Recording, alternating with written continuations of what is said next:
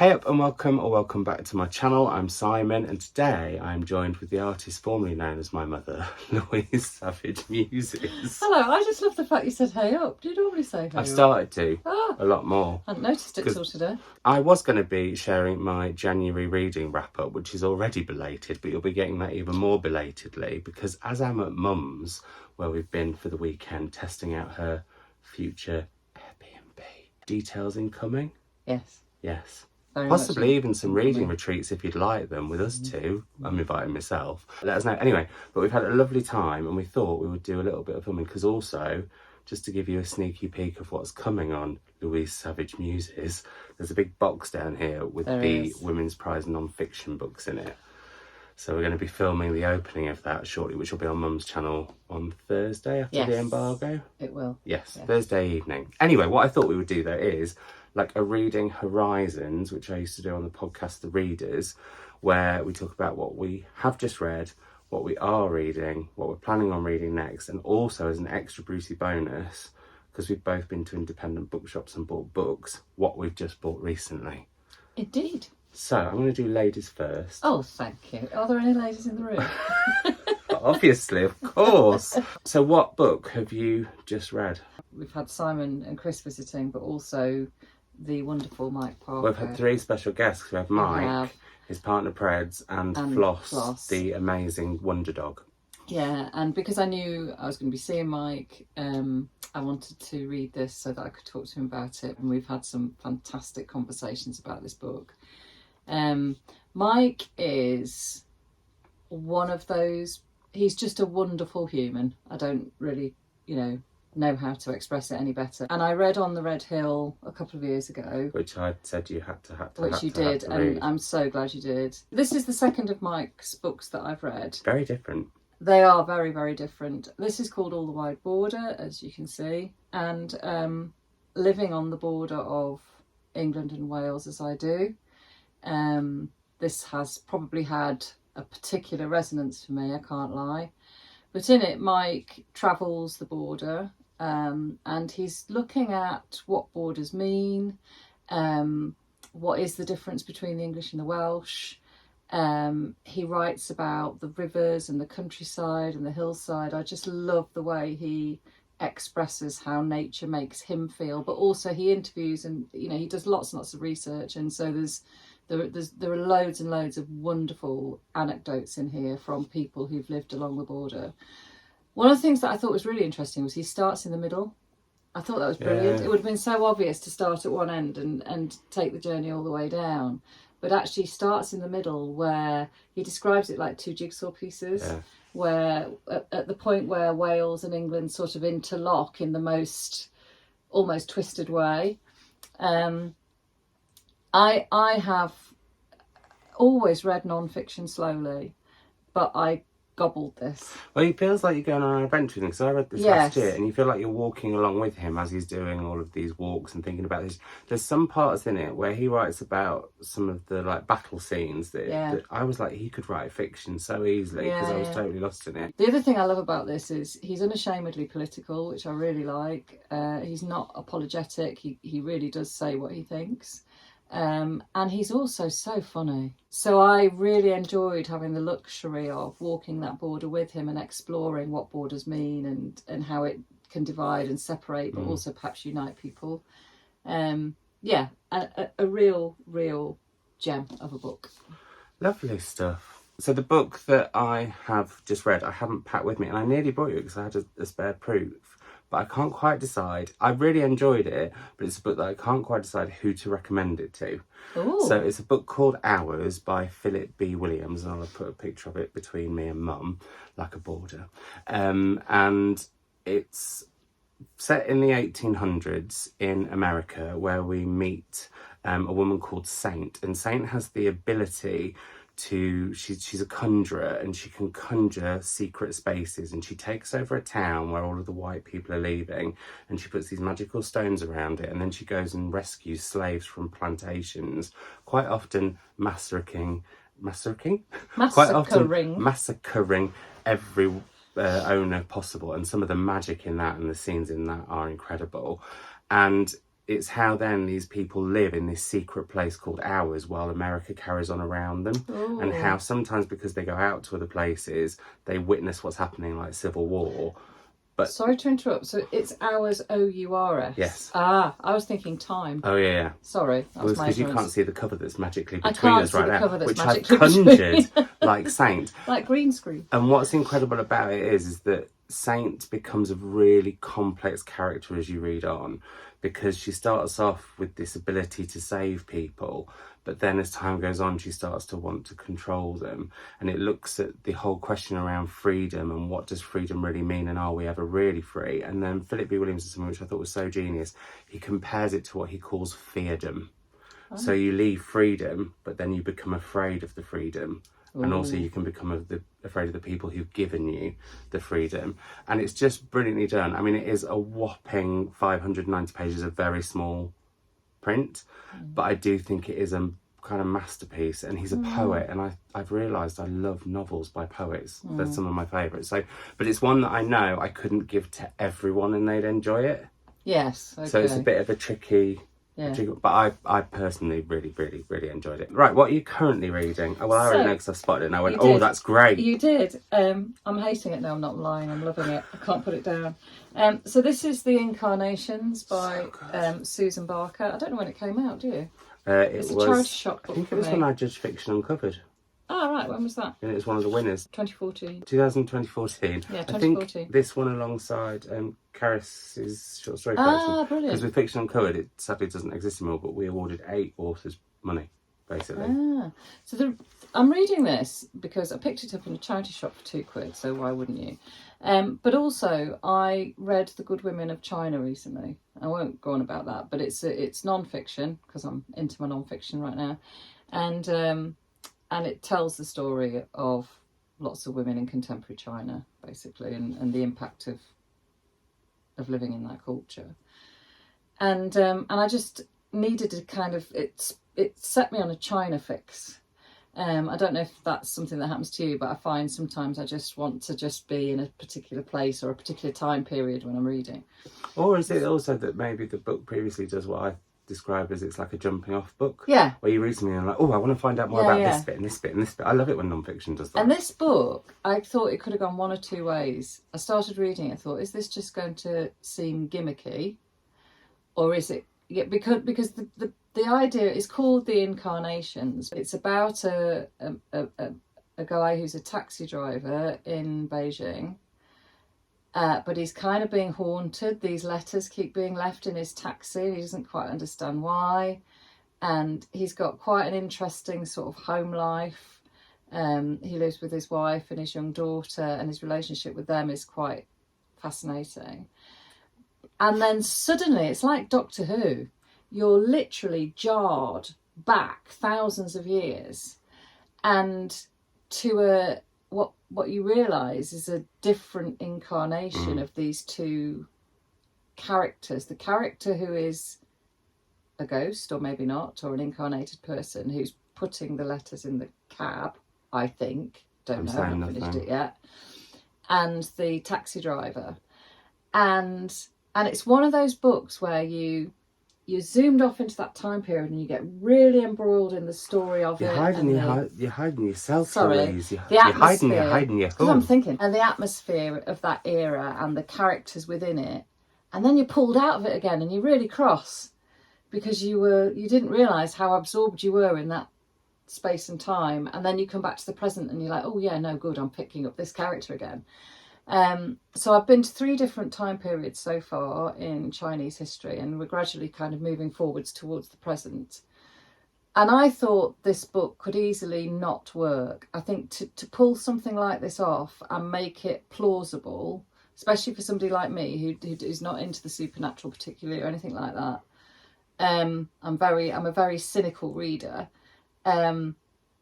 I think it's absolutely bloody brilliant, and there are some scenes. I mean, it is not for the faint-hearted. No, there's an awful lot of sex in this, maybe too much, I would say. That might be a criticism. There is a lot of sex, of all manners and types and combinations.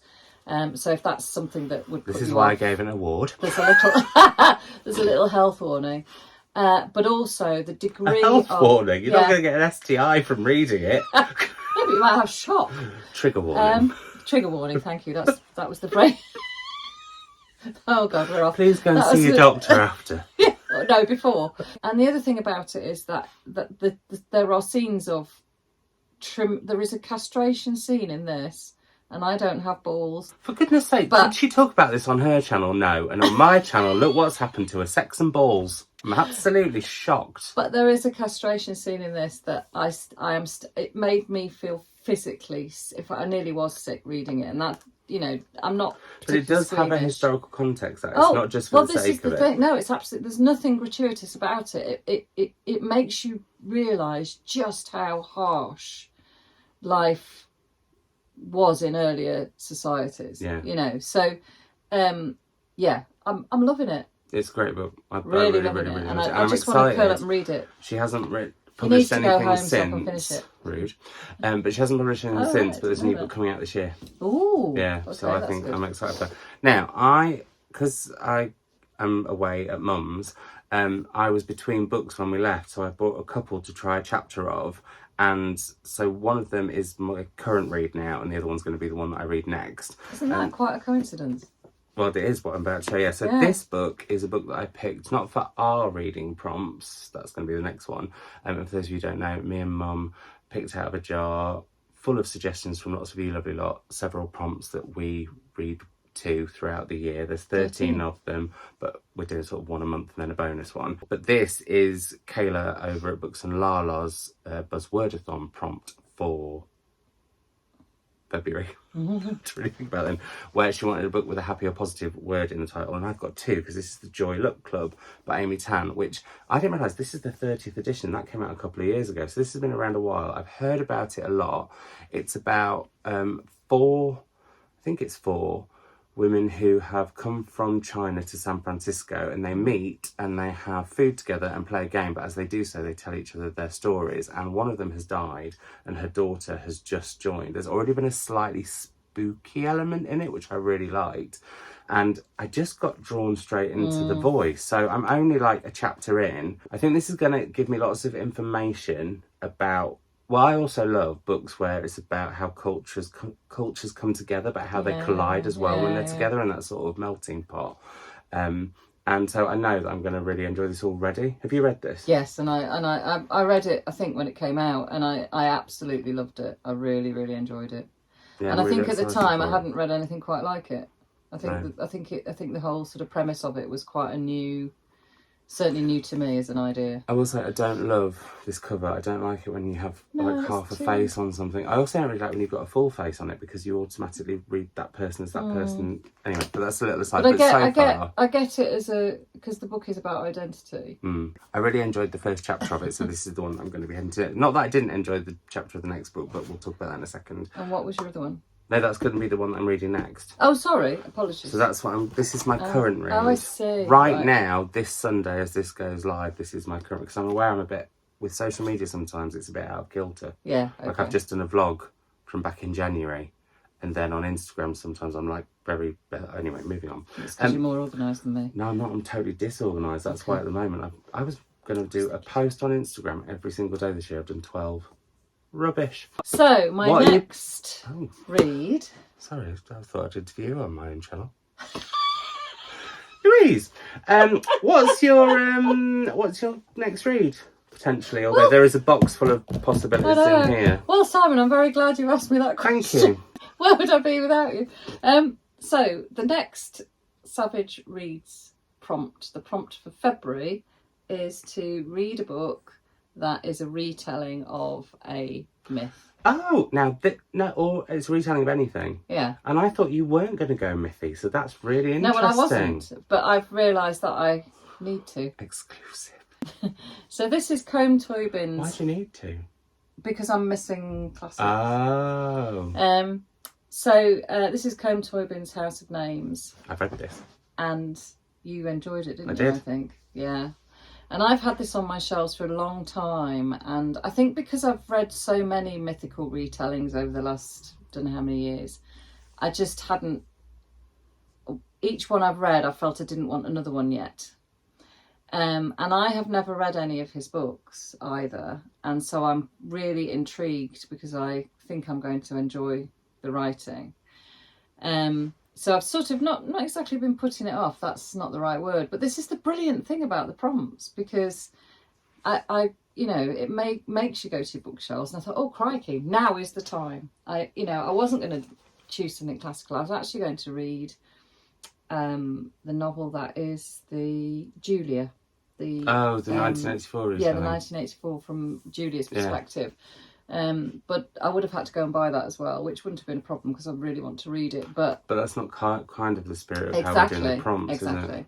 So I've chosen this. So this is, I don't know an awful lot about it. All I know is that it's looking at the myth of Clytemnestra, Orestes and Electra, which is retold in Aeschylus's 5th century BC dramatic trilogy. And the Agamemnon, the first of the 3 plays, is probably my favourite of all the Greek tragedies. I just think it's visceral, and interestingly, the visceral nature of this book, the way that she stop laughing at me, that she captures the past, the brutality of it and the rawness of it, and the sense of the power of the divine, or whatever, the spirits.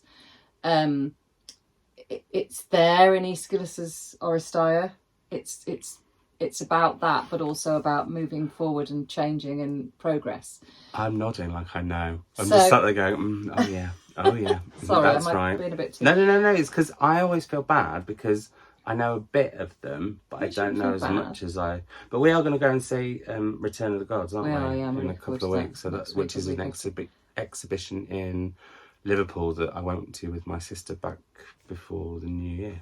Yeah. So I'm very much looking forward to this. I've got a feeling that I will probably sit and read it in an afternoon. Do you know who loved Colm Toibin? Well, it says Mary. There's a quote from Mary Beard. No, your mother. Oh, right. Yeah, Gran was a big fan of him. But going back to what Mum was just talking about, she read a short story collection of his called Mothers and Sons, and she said there was so much sex in that. Oh no, not again, not another one. I don't know if you'll be able to read that one at any point. But speaking, I might have to have a fan handy. Speaking of the prompts, though, my next read, or what will be my next read, is my February Savage Reading prompt title, which... it's here, but I don't like having the dust jacket on a book when I'm reading it or travelling with it. I leave it somewhere special, and then I am quite precious, so I'll leave a picture of it here. It's called Polite Society, and it is by an author called Mahesh Rao, whose short story collection 1.2 billion I absolutely love. That's the population of India, and he takes you through lots of different walks of life in India through this short story collection. It's great. This is set in contemporary India and is a retelling of Emma by Jane Austen. So I thought that would be really good. I say it's contemporary. This was written in 2018 because very kindly Mahesh sent me a copy and I haven't read it in that time. But that's why that's why the prompts are great, because I went through my shelves and there were quite a few classical myth retellings I went through, but I thought no, I'm trying something a bit different. So if we stopped reading for pleasure, the whole thing would be pointless.